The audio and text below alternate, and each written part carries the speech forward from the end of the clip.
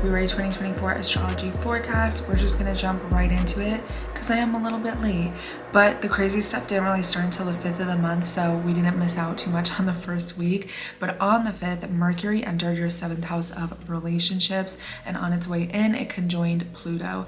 So because we're gonna be having a little bit of an Aquarius pile up this month, meaning that there's gonna be a stellium in your 7th house. So again, relationships, people close to you. This can be anything from business partnerships to people that you have a shared goal with to open enemies, but it's probably going to be the people that you have interpersonal relationships with, especially a committed romantic partner.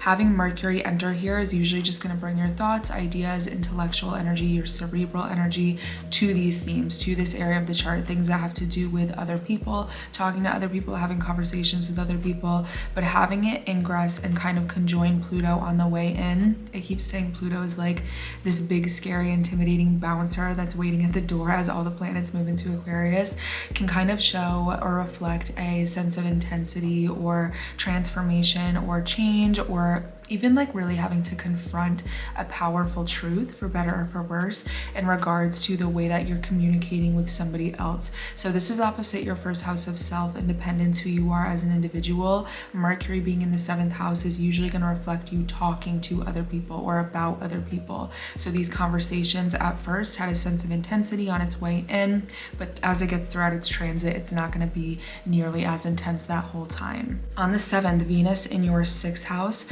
was squaring the nodes between your 3rd and your 9th house axis. So Venus is the planet of love, money, beauty, pleasure, aesthetics, all the very warm and cozy themes in life. It's more of the frivolous, surface level things that are typically just going to be enjoyable to everybody across the board. It's ice cream, it's having a cute outfit, it's having a crush on somebody, etc. So anything that Venus does is usually going to bring a sense of warmth to that area of the chart. However, currently it's going through your 6th house, which is work, health, routines, lifestyles. This is what time you get up in the morning. It's the food that you eat. It's your workout routine or lack of workout routine. It is your pets. It is your appointments. It is your really day-to-day tasks and the labor that is required in order to be who you are with the job that you have and how you help other people in your life.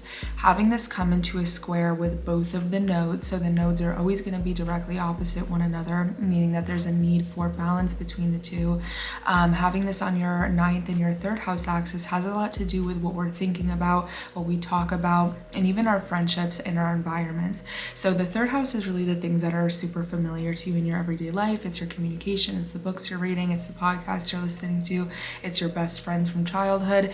And the 9th house is traveling, it's getting outside your comfort zone, it's uncharted territory, it's philosophy, it's kind of letting your mind wander. So having Venus in your 6th house square the two, Venus going through the 6th house is kind of warming up the area of your chart that is like the more mundane, boring day-to-day tasks. So it's nice to have this here. This can look like, you know, seeing the results of your workouts start paying off. It can look like you really having a harmonious relationship with your co-workers. It can look like meeting somebody in the waiting room of a doctor's office and falling in love with them.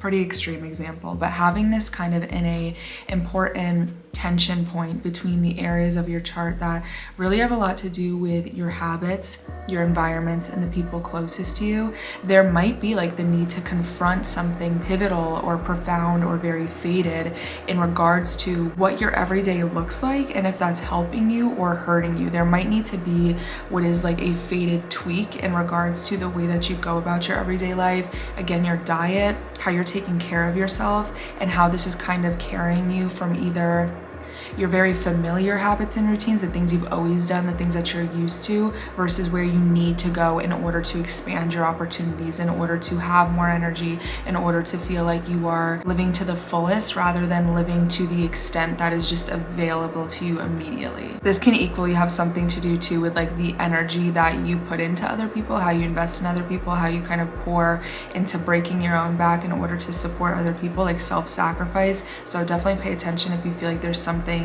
bringing your attention to there as well. On the 8th, the sun in your 7th house of relationships is going to be squaring Uranus in your 10th house of your career, your public image, your reputation.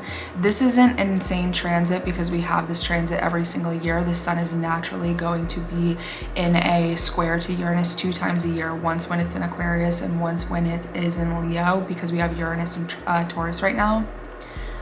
So having that square is just going to bring like a sense of friction. It's the need to make a decision, to take some action. It's like a point of tension that's calling for your attention to do something about it, not to just fall victim to it and be like, oh, this is annoying. The frustration is supposed to inspire you to do something.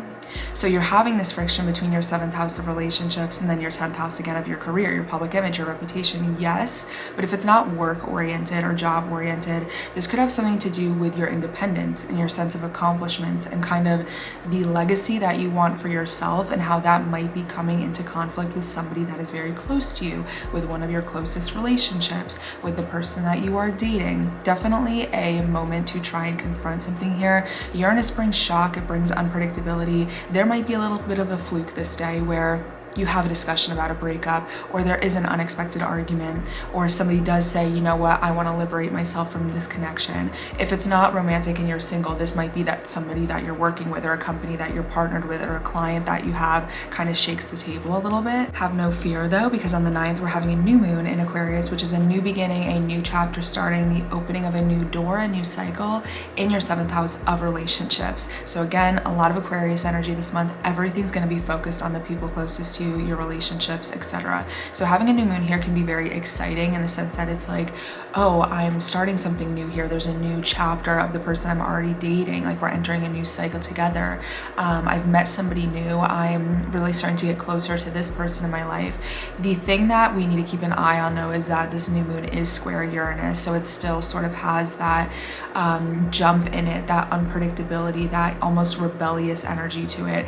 It's exciting. It's definitely stimulating. In some ways, it can be very challenging when it comes to, again, like unpredictability. If you're somebody that really requires a lot of consistency, this sort of excitement can be something that evokes anxiety. This can be a thrilling new beginning, but it can look like moving too fast. This can equally look like you coming to your wit's end and being very fed up with somebody close to you and having to break that off.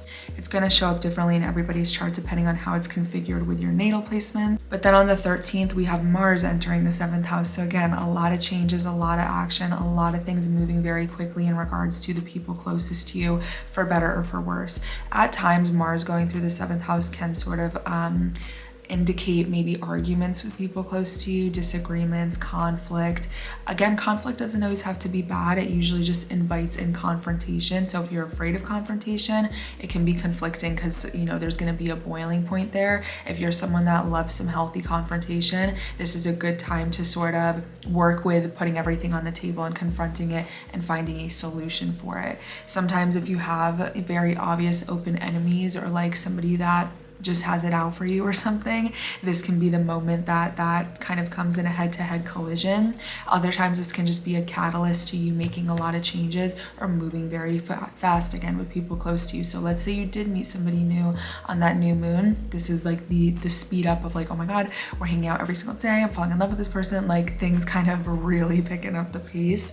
On the 14th though, so the next day on Valentine's Day, Mars is going to conjoin Pluto in your house of relationships. So you have a pretty profound and intense Valentine's Day in store for you this month. Valentine's Day across the board is like unnecessarily violent and combative this year. In your case though, because it's really doubling down on the sense of relationships and people close to you, you might be the drama. You might be the drama, or you might be in the drama. Either way, it's like we're kind of looking at the people closest to us as a Leo rising, because this is really, you know, we're taking the planet of action, assertion, aggression, how you go after what you want, how you pursue your desires, how you defend yourself, how you passionately sort of stand your ground, coming into very close contact with a planet that has to do with power and control dynamics and fear and manipulation and profound change and transformation. So in some ways, this can look like a powerful, new, ambitious approach to really pursuing somebody that you have your eye on, or vice versa. In other ways, this can look like a very conflicting boiling point within an existing relationship where shit really hits the fan. Hate to be unprofessional, it's just something to keep an eye on. On the 16th though, so just 2 days after Valentine's Day, as we head into the weekend, so Valentine's Day I believe is on a Wednesday. The actual day of Valentine's Day can be a little combative. As we get into the weekend, maybe this is a better time to make the plans, because Venus moves into your 7th house. So we know Venus is the planet, again, of love, relationships, beauty, things that feel good. It brings that sense of warmth. So any sort of, we'll say, wounds or damage that Mars might have caused as it whirled through into your 7th house of relationships and conjoined Pluto, which is quite malefic. It can be very troublemaking. Venus kind of soothes the wound and says, shh, I'm gonna fix it. I'm gonna take care of it, and puts a band-aid on anything that was maybe a little bit too abrasive with that transit. Typically, Venus going through the 7th house is like one of the better transits because you're having a planet that wants to give you opportunities, wants to make things feel good, wants to bring some extra sweetness into your life, to your relationship sector. So maybe this isn't the most conflicting thing in the world. Maybe there's just a moment or an intensity or a change, and then Venus kind of comes in and shows you everything is going to be okay. Either which way, the spotlight is certainly on your relationships. On the 17th, we're gonna have, I believe, Mercury square Uranus. So again, some more shock factors, some more shaking the table with unpredictability, but now in regards to communication. So again, a conversation we have with somebody, a sort of like dialogue or a discussion, or even what's going on mentally, like having a lot of intensity with suddenly changing your mind, suddenly wanting to approach something in a new way, suddenly being attracted to like someone who isn't your usual type. It doesn't always have to be bad. Uranus is just different. It brings different energy. It brings the desire for change, the desire for liberation, authenticity. It's like, I can't be fake anymore. I have to go after what I really want. On that same day, Venus is conjoining Pluto. So we just had that Mars-Pluto conjunction, a lot of intensity, but with your ambition, with pursuing something, with relentlessly fighting for something. Venus conjoining Pluto is bringing the themes of love, relationships, again, people close to you, beauty, money, finances.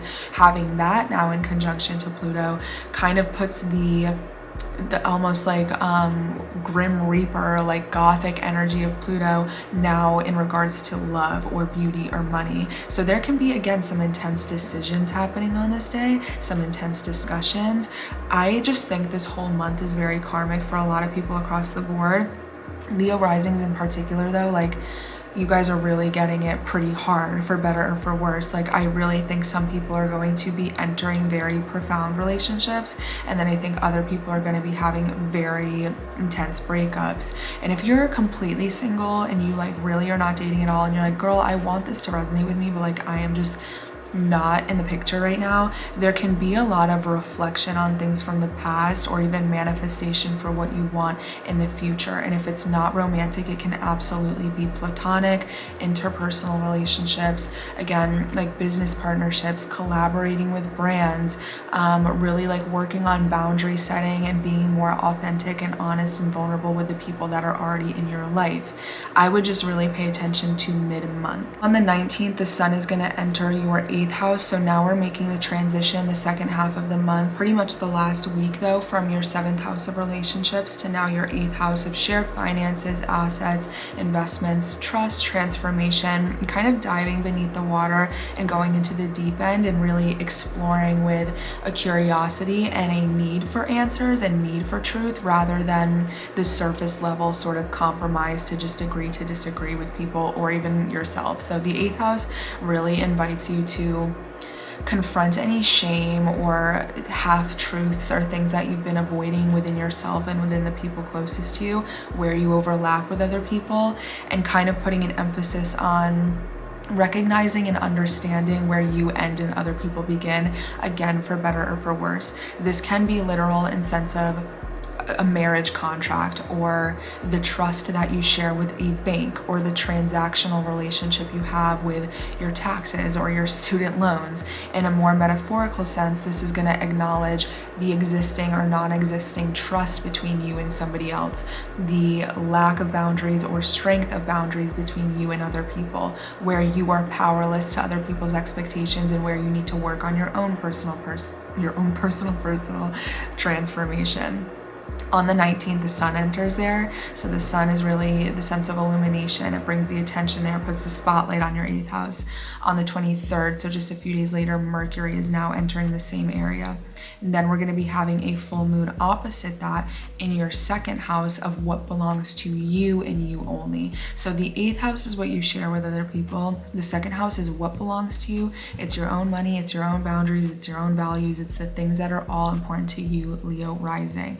The thing about the full moon that's happening on the 24th is that it is going to be opposite Saturn in your 8th house, where there can be some challenges or difficulties or some karmic lessons that you're having in regards to the things that you share with other people.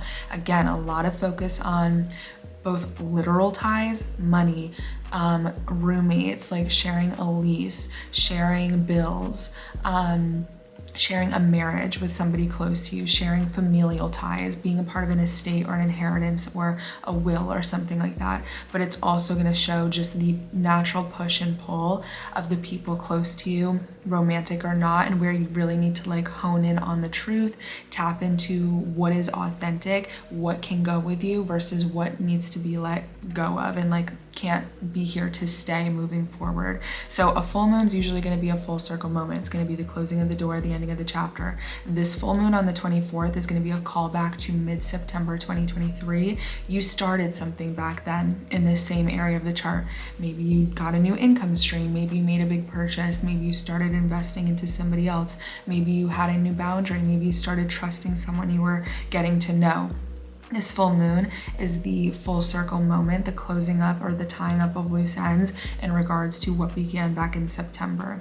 On the 25th, Venus is going to square Jupiter. Love this energy. It's two benefics. It's two planets that really want to help us and give us some joy, making a little bit of a kiss in the sky. It's not the most harmonious aspect, but usually any aspect, even harsh ones, between both of these planets are going to be beneficial. At the very worst, it can be over excessive, overindulgent, just sort of functioning in a state of excess. So like wanting a piece of cake and then eating the whole cake, wanting to make a purchase, like getting a little treat and then blowing your whole paycheck, saying, you know, I'm just gonna hang out with this person for a few hours, going on a date, and then you spend the whole night with them. It can just be overdoing it. Typically though, gonna be a good day of like good luck, abundance, feel good energy, great day to like play a little scratch off, trust your luck a little bit. And then we end the month on the 28th with the Mercury conjunct Saturn. So this is sort of a limiting energy because we're dealing with Saturn, which restricts, it limits. It is a sense of poverty and sort of minimizing, not in a way that is always super nice or very gentle. It can oftentimes be tough love. It can feel a little bit conservative or the need to conserve or reserve yourself on some level. Mercury, again, being the planet of really how we communicate with people. Again, speaking, talking, writing, emailing, the thoughts we have, the ideas we have, where our head is at and what we're talking to with other people. Conjoining that in the sky can look like needing to make a serious decision, needing to stand your ground, needing to sit in your boundaries, even if it's a little bit uncomfortable, having to do the thing that you don't want to do or that doesn't feel good, but you have to do it, having a serious conversation with someone. All of those things are very likely. And that is pretty much your month, Leo rising. Again, you're like kind of the main character. You're one of them in the sense that all this is hitting you on an angle, and it's particularly like having to do with the people closest to you and around a holiday that's really about celebrating those relationships. It can get a little bit intense, again, for better or for worse, but I'm wishing you a lot of luck. I'd love to hear what you guys are going through in the comments. I always say if there's anyone you should speak to, it's the person that has the same rising sign as you, because they're probably going through something similar. If you want to learn more about how this is affecting you personally this month, you can book a personal reading, and this is going to be more specific to you based off of your natal chart. Everything that you need is going to be linked in the description below. I have ebooks, I have all my other socials, I have things that you can download, all that will be there. I hope that you guys have an amazing month. Have a happy Valentine's Day. Really, you know, don't be too crazy this month. Try to spoil yourself and try to respect your relationships. Try not to like go off the handle and blow up though. That's really the only thing that looks problematic this month. But I hope that this helped you. Thank you for watching, and I will talk to you next month. Mwah.